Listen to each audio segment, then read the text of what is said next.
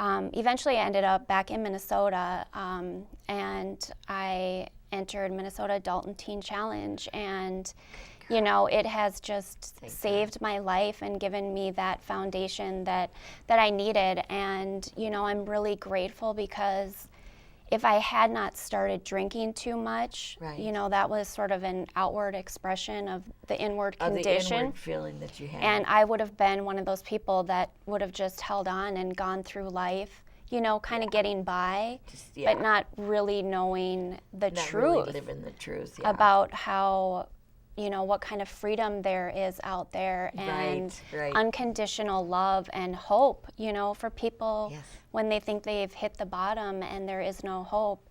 And, you know, in that brokenness, saved, basically, too. is then when, you know, we find the light. And so I'm just really grateful. I've been in the program now 9 months, and we'll be graduating before too long. So yes, good for you. Yes, and look at you, aren't you just the one?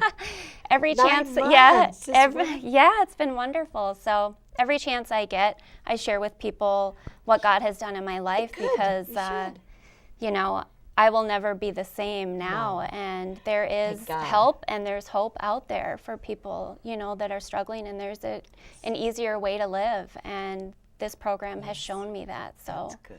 I'm very grateful for that. I'm so happy you're okay now. Thank you. Congratulations, thank you so sweetheart. much. Thank you for coming too. Thanks for having us. Love you.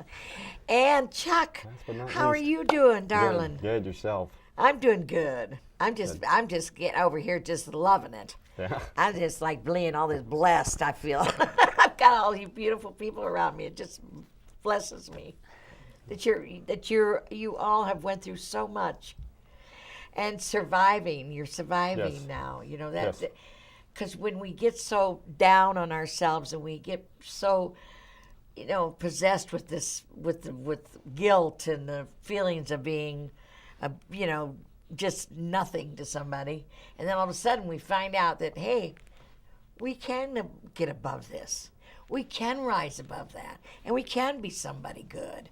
We are good. We're not throwaways. We're strong people, right? Yes. Tell me your story, Chuck. It's interesting that you bring that up, the throwaway part.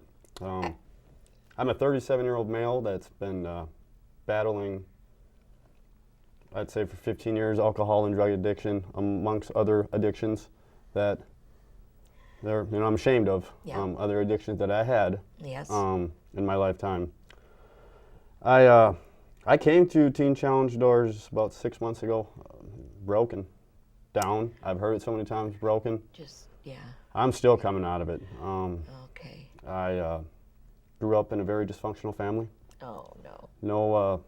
No really religion. I grew up Catholic, but we didn't practice it. It was church on Sundays and, I don't know, quote unquote, evil the other 6 days. We didn't do anything that way. I grew up in a single parent home. My dad took his life. He battled alcoholism, I guess, too, and I never met him. He took his life 3 to 4 months before I was born. My mom went through a lot.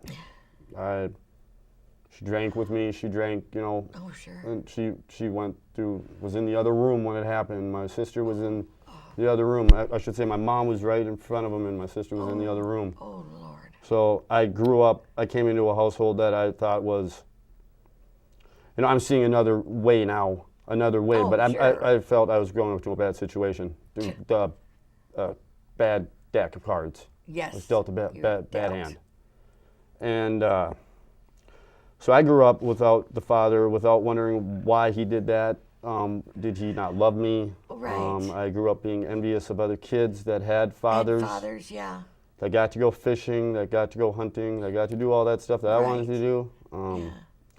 Had a couple people in my lifetime that would, you know, like a neighbor was like in a youth group that would try to be like mine, because he could kind of tell I was kind of going down the wrong path at a really young age. Yeah.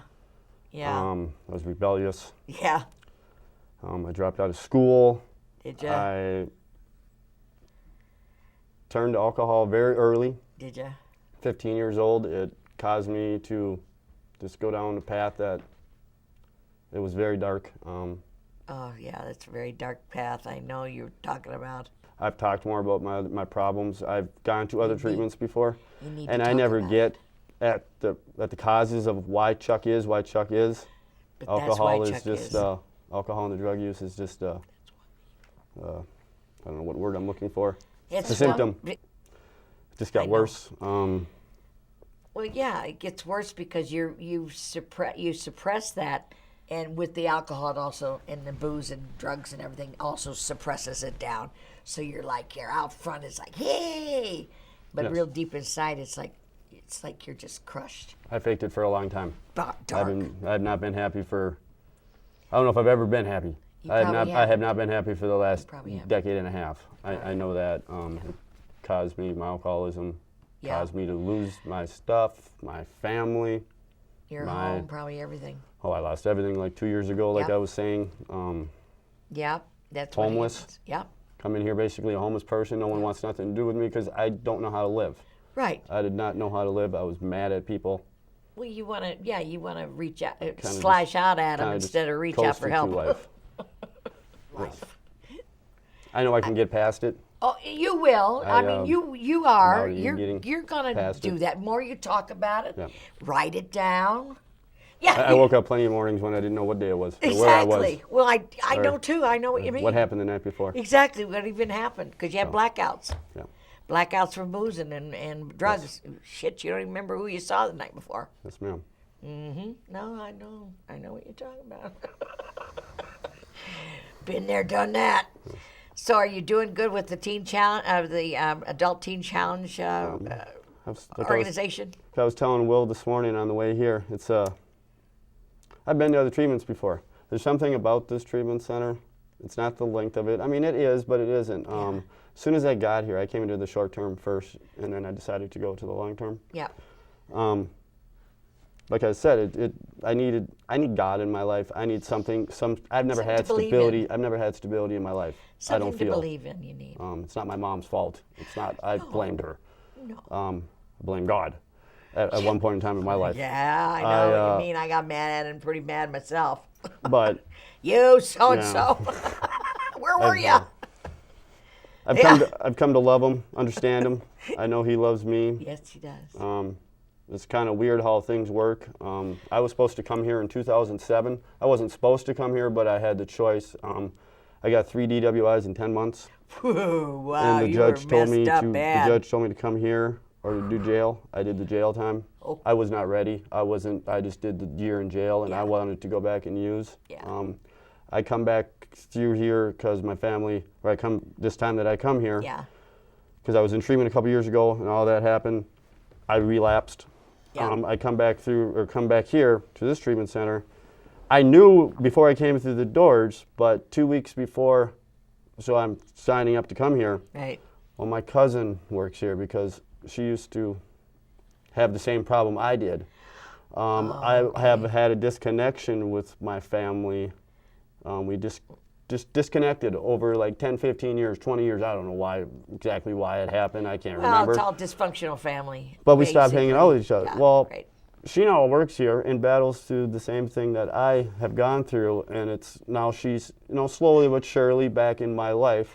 Sure. She visits me on Saturdays. Sure, she battled through alcoholism, maybe different circumstances, but she had her same kind of thing. losses of life that she was battling, and Her scars. Her scars, yes. So it was kind of That's what weird they how are, that scars. brought me back to her, kind of, in some weird way. But isn't that wonderful? See how God's working His wonders, honey, with you, and you don't even know it. Yes. There you go. You're actually communicating with a family member. Yes. Really good. She's your blood family, Yep. and that's all good. And she's with the organization too. She is.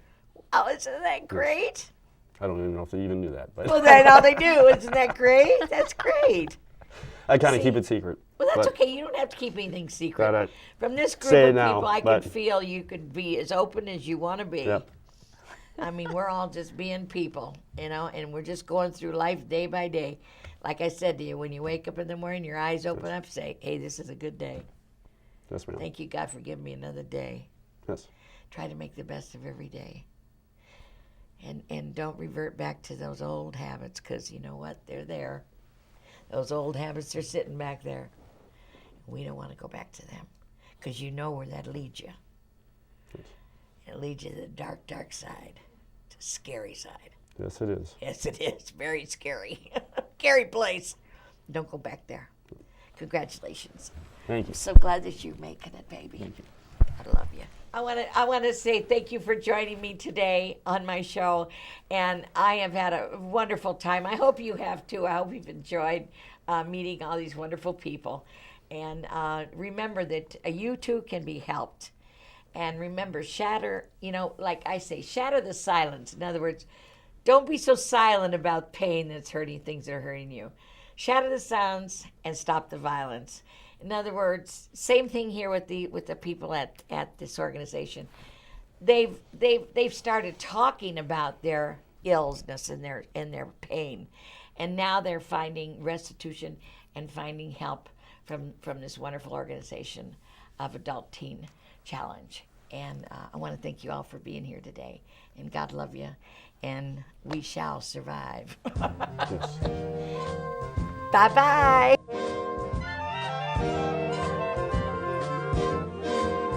Those fingers in my head, that sly come hither stare, that strips my conscience bare, it's witchcraft.